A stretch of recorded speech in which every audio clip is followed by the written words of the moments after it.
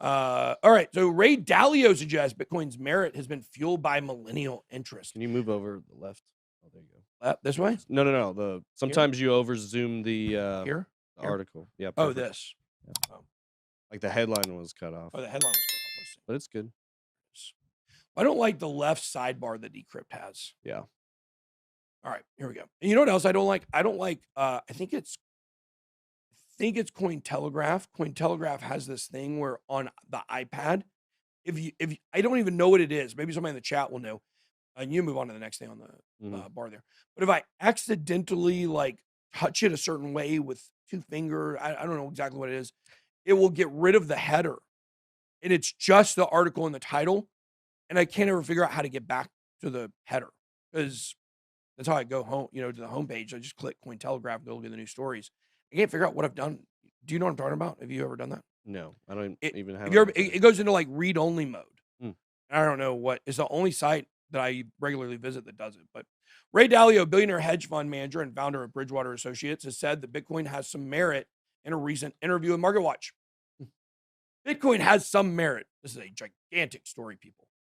I'm not an expert on Bitcoin, but I think it has some merit as a small portion of a portfolio, Dalio said. Previously said in May he owns some Bitcoin. He also iterated a common talking point among Bitcoiners. It's almost a younger generation's alternative to gold, and it has no intrinsic value, but it has imputed value, and it therefore has some merit. And to go along with this, because he was talking about the millennial stuff, it's very interesting. New survey reveals 83% of millennial millionaires now own crypto. Generational gap in investment could create issues for wealth managers, says president of CNBC's survey partner Spectrum. And I've been telling you guys for a long time that the newer generation is we're doing all the groundwork in crypto. We're laying out all the groundwork for education and teaching people about this new technology and the investment opportunities that exist within it, and the stories of people and the experiences on how they've done really well with crypto and change their lives and things like that. We're laying the groundwork for the true adoption that comes. A lot of these people are like very quick to say, mainstream adoption's here, and that's why we won't have a bear market. And guys, we're so far away from this being mainstream adoption, right? When you first get into crypto, you're real excited about it. You feel like it's right around the corner. I know when I was in 2017, when I was like really, the bull run was going, I was like, God, everybody's going to be using crypto in 6 months. It's like, look where we're at now. Like we're way beyond where we were, but we're still so far away from where we're going to be. But the newer generation is more quickly moving to this. The stock market is a dead man walking. When you compare the stock market to crypto, it's not even close. Older generations are more risk averse, okay? They've already made money, especially if they're already investors. They pretty much have portfolios. They have stuff they like to trade in. They have stuff they like. A 5% gain is great for them. Younger generation is less risk averse. Now, why? Well, it just makes perfect sense. If you think about it, inflation, standard of living, these things have skyrocketed. You know what has not skyrocketed? Hey, when you look at, and I'm certainly not. Wait, hay hasn't skyrocketed? Pay has not skyrocketed. Oh, pay. Right. Like if you look at average salaries, over the last 50 years, inflation and the standard of living and average home prices have far surpassed. That's why, early on in the 40s, let's say early on, like that's early in the universe, but in the 40s and 50s, people could actually have a dad that worked. They could own a home, the mom stay home, and they live a fine life. Mm-hmm. That's not the case anymore. Unless the dad's got a fantastic job, that's not the way most people are living. And that's because of inflation and the standard of living, and home prices have gone up so high, right? So what has that led to?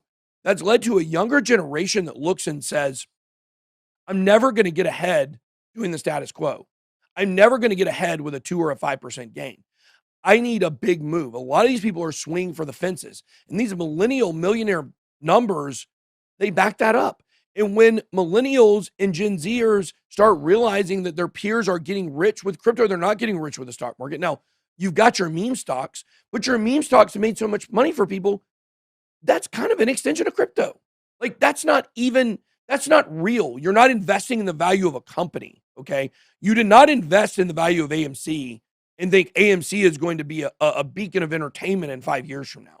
Right. That's why you call it a meme stock, because you invested in it only because you saw the money potential. You had no idea the value of the actual company.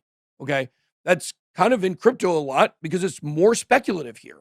So it makes sense that these people are more willing to jump over, and people are not going to be super excited about putting money into stocks in the future that have small gains and small returns. We might have a gigantic stock bear market in stocks, and that could be a great time to pick some stuff up. But stocks are a dead man walking compared to crypto. I believe we want to talk about mainstream adoption. I don't know why my throat's so sore today. Maybe because you're just yelling at the beginning of the stream. No, it was sore this morning. So the thing is when you look at the stock market and when you look at crypto, eventually the stock market is becoming tokenized and fractionalized, and it's going to be moving over to blockchain. That's mainstream adoption. That 25, 30, 40, 50 years away maybe from that.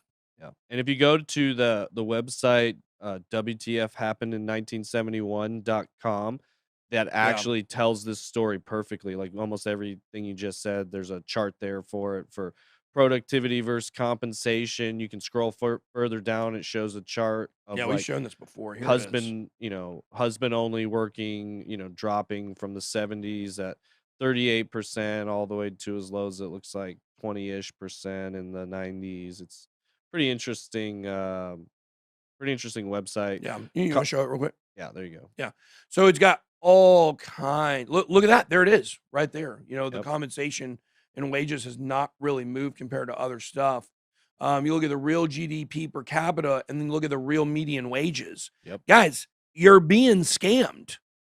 That's why, like, I always knew that having a regular job where you just working 9 to 5 and you're working for somebody else, unless you get really lucky and end up with a really great career or the perfect place to work, you're not going to get ahead that way. You've got to do other stuff. And that's why people are coming into crypto, because people are starting to wake up and see this, that they're going to be living paycheck to paycheck for their whole life. And they're going to be getting Social Security that's not going to be there by the time they age out of and get into the system.